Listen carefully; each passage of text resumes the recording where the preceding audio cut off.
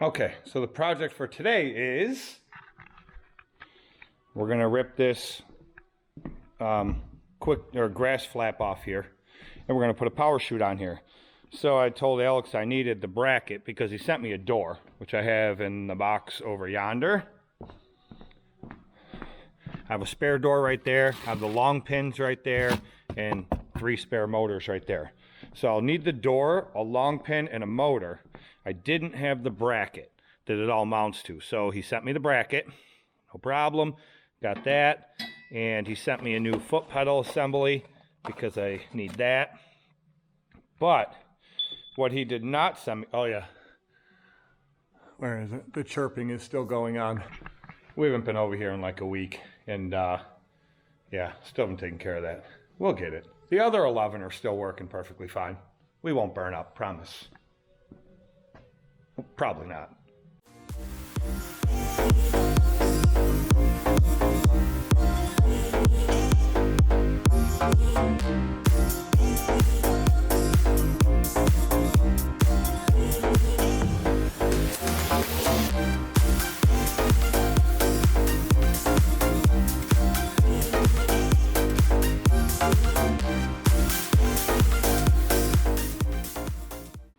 Okay, so the part that I screwed up on is I didn't tell Alex I need the arm. So once I mount that on and I mount the door to it and I put the motor on there and I wire in the foot pedal and hook all that up, there's no arm that goes from the mount to the door. That'll be a problem. However, I believe, oh yeah, look, we got an old spare one right there. This is the arm I'm talking about. So perfect, I'll pull it off that assembly right there and I can use that. But that was my fault, not Alex's. I forgot to tell him I needed that part. So I'm gonna get this off. This will be easy. All I gotta do is cut this zip tie that Brandon put in there to hold the cable from going down in the belt. Very smart idea, Brandon. And then take these 2 bolts out. This thing will come off. I gotta disassemble it from there because you pull the cable back to that little crack right there and then pop it out of there. That's how you get this out. So I got to take that out of there and then pull the cable through, and then I can pull that foot pedal off, and then I will mount the other foot pedal right there, the one for the power chute. Then run the wires through right up through that side, connect them to the battery. The other one will go down to the motor. Nice and easy, very simple. But I'm going to take this off here, and then I will bring you guys back. Okay, that grass flap is off there. I just set that bracket on there, but that's how it'll go. I just got to figure out where. But I'm going to put the door on there, and I'll figure out where I want it. But there's the spacers he had for it. There's the pedal, but that's, see that part of the cable? That part of the cable was the part that was in the arch right there. That wasn't going to last much longer. So that's the only thing that this thing needs, and it'll be fine. I'm deciding if I'm going to keep or not. I'm probably not going to because, I mean, I'm never going to use it. I'm never going to use anything but power chute as far as I can see. But a bunch of people asked in the last video if I wanted to sell it. I probably will. If it's got to go somewhere far from me, you would definitely have to pay shipping. I don't even know. Like I said, the only thing it needs is the cable. Even the chute itself is in really good shape. It's nothing wrong with it. Perfectly fine. And it can go on a bunch of different mowers. It doesn't even have to. It's not specifically for SCAG. That'll go on. I think somewhere somebody told me that they're like mower specific, but they told me the same thing for power chute. When I was originally asking guys for it before I started ordering them, and I've switched power chutes all different mowers. You might have a little difference with the size of the door, but I've switched them all around. They work just fine. So yeah, so the point is that we are, I probably will sell it, I don't know, maybe for like $100 or something, but then whoever it's going to is definitely paying shipping. I'm not covering the shipping. Those things are heavy. But yeah, but I'll figure that out eventually. But anyway, so now I have to take care of this. Now I have to figure out, put the door on it, and then figure out where I want it, move it left or right, and then I'll know right where I need to drill my holes through, because I'm going to have to drill holes through here, there, and like one over there to bolt this thing on. Okay, so I just used vice grips. I marked it with a Sharpie when I had exactly where I want the door to be, left or right. So I just marked with a Sharpie, and then I put vice grips on and I clamped it in place. I drilled through with a 1/4-inch drive, with a 1/4-inch drill bit, and I went to a 3/8 right after that. Makes it super simple. Start small, go up in size. Makes it a lot easier to drill through and you don't destroy your bits. But anyway, so with the door on here, the bottom of the door hangs down like 2 inches further because the door is too tall. So what I'm going to do is take these spacers that Brandon had on his, and I'm going to unclamp it and put the spacers in between the deck and the mount there and run the bolts down through. It'll bring the mount up higher, which will bring the door higher. I believe we've done a few like that. Yeah, so this one right here, there's big tall spacers in there that actually came with this one, with this PowerChute setup. Usually Alex includes them with it. So there's long spacers in there, and that's what makes the difference to put it on that deck. This one here just bolts straight through. It doesn't bolt flat on there, so you didn't need it for that one. But good thing Brandon had these spacers in there, because I'm not sure that I have anymore. I mean, I'm sure I could probably find some somewhere laying around here, but I'm just going to use the ones he had. I think I'm going to need 2 on each side.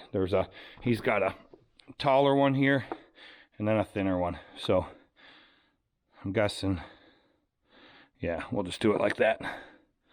We'll clean that crap out of there. Push that through. Yeah, see that? It's Indiana topsoil right there. All right, so anyway, I'm going to put them spacers in there, and then that should put me the height. Now I need to find bolts. I'll use these ones if I have to, but Brandon had a 1/2-inch bolt in one side and then 9/16 in the other side. So I like to keep everything the same. So I'm pretty sure this is such a mess over here. It all needs cleaned up so bad. Those are all green touch bolts. They will not work because they're all, wait a minute, what had, nope, that's what I mean. They're all carriage bolts. So those aren't going to work, but I know I have a whole bunch around here somewhere. I'm not sure these ones will be long enough. I don't think they will. So I need to find me 2 bolts that are longer. They're like 3/8 bolts. They really don't even need to be 3/8, but that's what I like to use on these, and I've never had an issue yet. So let me find some bolts and get this thing bolted in place. The further I get, the more I realize I forgot to tell Alex I needed. So anyway, the arm's on there. That's done. But to connect this to the motor, which will be on like that, right? One bolt goes through there to hold the motor on. Another bolt goes through there, but the bolt that goes through the back part has an arm that comes up, goes over top of this piece right here. Sorry, I'm trying to do this one hand. Goes over top of that piece right there. Hold on, let me see if I can do this. Okay, so the bolt that goes through the back hole has an arm that comes up and goes over top of this to hold this arm onto the motor. I don't have that arm. Or the 2 10mm bolts that go through to hold that in. And this hardware is strictly for the foot pedal. Man, I really screwed the pooch on this one. Well, the only one I have left that's complete that I can take apart is this one on the 56 side discharge. We barely ever use this. So I think what I'm going to do is I'm just going to pull my bolt out of there. See that arm? I don't know if you guys can see this. Okay, so see that round plate? That's an arm with the bolt that goes through right there. That's the piece I'm missing. Plus that bolt right there, which is the other bolt that holds the motor on. So I think what I'm going to do is I'm going to pull that bolt out so I can use it, and I'm going to pull that bolt and arm out so I can use it. And then I'll just let Alex know I need to replace those. Because those are carriage bolts because of the square holes in the mounts. So I'm going to have, I'll just have Alex send me a new arm like that. And then a new one of these arms. So I can put that other piece back together over there that I took the arm off of. Good thing I got other ones laying around here that I can pull parts off of. Gotta do what you gotta do, right? This is gonna be one of the main mowers this season, so this needs to get running. That 56 deck is barely gonna get used, so That's not a priority. So I'm going to rape and pillage that deck so I can put this together. Luck must be on my side today. I didn't even have to pull that apart. I walk over there to my toolbox to get the sockets I need to pull apart. Look what I found laying there. One of those bolts and that arm piece. Must have been the ones from that because they weren't sitting with it when it was up there on the walker. I must have thrown them on top of my toolbox. How about that? Yeehaw. Okay, let me show you guys what I did. I never mount the foot pedals until very last. Till I'm done with everything, that's when I mount them. I kind of leave it there, but I have the wires together and zip tied so I know exactly where I want it and I can't pull it anymore when I'm doing the wiring. I zip tied the wire together in a couple places. One goes to the foot pedal, the other one goes to the battery, and I zip tied it up here so it won't move anymore. Made sure I left myself plenty of slack so that when I put this up in the up position, it doesn't pull on those cables at all, but they're not hanging down enough that they'll catch on anything, okay? And then it has little tiny holes and use self-tappers to run them through. Usually I run one zip tie like across up near here through there if I have the holes in there to do it, and then I'll put one self-tapper in there. Never had an issue, so I might just do it that way, but we'll see. So I have one coming up. I have plenty of freaking slack to get to my plug over here for my motor. These here, I'm going to give you guys a little piece of advice. This is going to save you big time. So when you get a power chute, first thing you want to do, it doesn't matter if it's the toggle switch or the foot pedal. See this yellow wire here? You want to take this yellow wire, right where it comes out of the coil, snip it. It's garbage. You don't need it. These here. You got your red with a fusible link, goes to power. And then you have the blue. But see the size of the eyelets? Now, Alex doesn't do this. These come this way. When he does, I think he sources out the foot pedals. I'm not positive. But again, cut that off. Cut that off. Because they're way too big. And they can move on there. Even if you have the bolts tight in your battery, they can move on there. So I take them off, I replace them with the proper size, and these ones I have here, these are heat shrink. So I put them on there, I crimp them, you don't need to solder them, put them on there, I crimp it, and I heat it up, and it heat shrinks right around the wire, so it's waterproof. You're good to go, right? Doing it this way will save yourself a ton. Can you put them on there the other way? Yeah, of course you can, it'll work, but they're way too big to go on there. They're just not the proper size. You're not always going to get the proper connection. See the bolts that run through for my battery? This is a perfect size. They slide right on perfectly, right? Here's one of the ones that came on there. Look at it. See? No bueno. No good. So do that. You'll thank yourself later. Okay. A lot of these mowers, they have covers over the battery so you don't see this. But there's not a cover over this one, so I have it zip tied up there, nice and neat. It won't flop anywhere, won't get caught in anything. I ran the one for the motor down under, zip tied it underneath the battery here. The covers will be on here, so I don't have to worry about that hitting that. So the last things I need to do is I need to go get that other bolt like this. I'm going to pull it out, run over to the hardware store, match it up. So I put one in there so this battery can't move, and then mount this pedal permanently down in place. So, but anyway, down nice and tight, back up, down, stop it anywhere in between, wherever you want it to be, and it's good to go. See, I just kind of flopped that pedal around. I gotta mount that in place. But that's it, and this will be good to go. And the final thing I'll have to do to this, I'm gonna take care of that today, that foot pedal mounted in place, the other bolt. Last things I need to do is, if you guys remember, I mentioned I want to replace this fuel line. I think I have a piece in my toolbox. I'll look. I'm going to replace a regular black fuel line. This was what I believe was clear at one time. It's hard as a rock. It's stretched super tight from the fuel pump all the way down to the carb. I do not like that. That could come off way too easy or break. It's brittle. Damn near looks like it's going to crack now. So the last things I need to do is I need to replace that. I need to put the covers on, which is no big deal, but I don't have any more wing nuts in the it takes 2 wing nuts on each side to hold those black covers on that go over the pulleys. So I need to order those so I can put the cover on. So I got to replace the fuel line, do that, and then I need to put my USB ports on. I put USB ports on all the mowers. I only have one left. It's actually sitting right here because it's going to go on this mower. There's one right here. See? Flip it open, and you have 2 USB ports. What we do is I have a bunch of 10-foot cables, and but I just plug it into there, plug it into my phone, stick my phone in my back pocket while I'm mowing, and it charges my phone if my phone's going dead. So I have it on all the mowers. It's so convenient and it's so nice to have.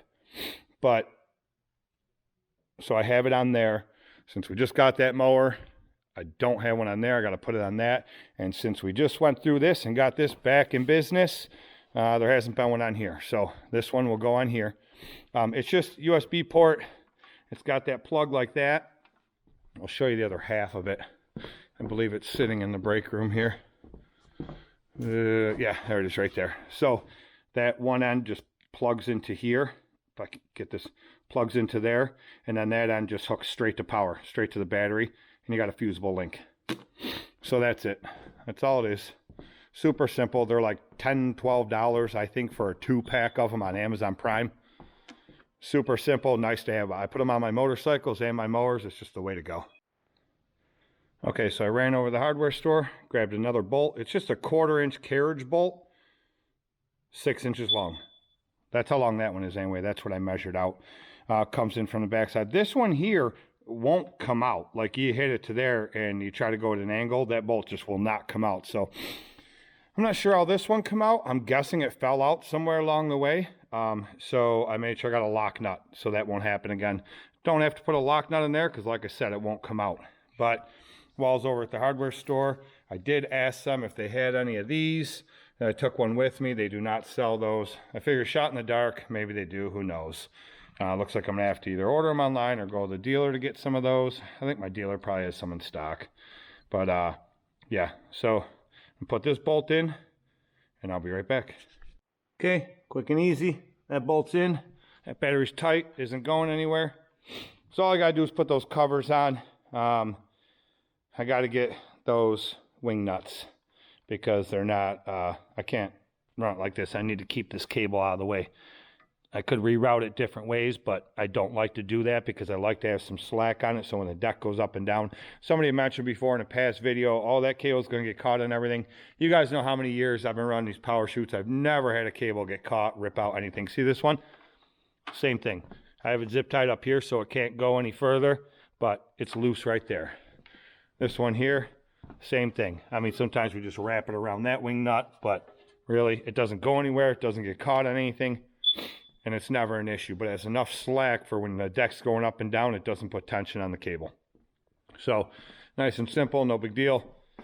But I need to get those. And then this thing's ready to go. There's nothing else I need to do. Oh, the fuel line. That's it. So I mounted that pedal. That's done. I put one self-tapper in there. I put one self-tapper in there, one self-tapper in there. That's solid. They ain't go anywhere. These screws back off, though. That's been an issue I've had with other ones. So self-tappers in there, that's solid, ain't going anywhere, plenty of slack on that. So when I flip that up, that's done. I still haven't checked in this. If you guys remember, I mentioned in the last video, the rips in there. I want to see if I can replace this pad, what it's going to cost. If it's an ungodly amount, then I'm just going to deal with it for now. I'm not paying a ton of money for a pad with a little rip in it. But yeah, so all I got to do is replace that piece of fuel line and get those 4 wing nuts to put the 2 covers on. And this mower's ready to go for the season. That mower's ready to go for the season. That mower's ready to go for the season. The walker is good to go with the 48 collection deck on, or we can just throw the 56 side discharge on. Since I didn't have to rape and pillage that, it's still good to go. So we're good to go all the way around. So we got 3 full-time mowers and a backup mower. It's really odd for me to say I only have 1 backup mower. You guys have been following me for a long period of time. You already know that. But should be good to go. I'm guessing within the next 2 weeks, probably, we're going to be cutting. Like I said, it's usually the 1st or 2nd week of April every year. We're usually the first company out there. Sometimes it might be one other company. I've talked to a few of them in the area, and they're all banking on like the 1st week of April right now. So pretty much how it's going to be is as long as the yards have hardened up enough and we won't sink. we're good to go. So that's it. Nothing too exciting in these videos lately. Just tinkering around, getting these mowers ready to go, and they definitely need a bath. I'll get Billy over here to give them a nice bath, and hopefully I can stay up on that a little more this year. You guys know in the past, usually the end of every week, they all get a bath, a quick power washing or something, at least get the bulk, the nasty off. Last year, we were just running rampant. Like, we had spring growth all the way till August. And we pretty much work 6 days a week, sometimes 7 days a week, from the first week of April all the way to August. So there was no washing a mower. I really didn't care. I wasn't that concerned with it. So yeah, that's definitely been an issue. So we'll see what happens. Hopefully we can stay up on them a little better. I like to have clean equipment like everybody else. Some people just get on my videos and, you better wash them. Oh, they're nasty. Why don't you wash them? Unprofessional, this and that. My only advice to give you on that is, if you have that much free time, you ain't doing enough work, pal. Do more work. Go to work more. Go get more accounts. Stay busy to where you're rocking it out and rolling in cash. And then you tell me how much time you have to wash mowers, because we don't. But hopefully this year, for all you that it hurts and tugs at your heart so bad, maybe we'll keep them a little cleaner for you.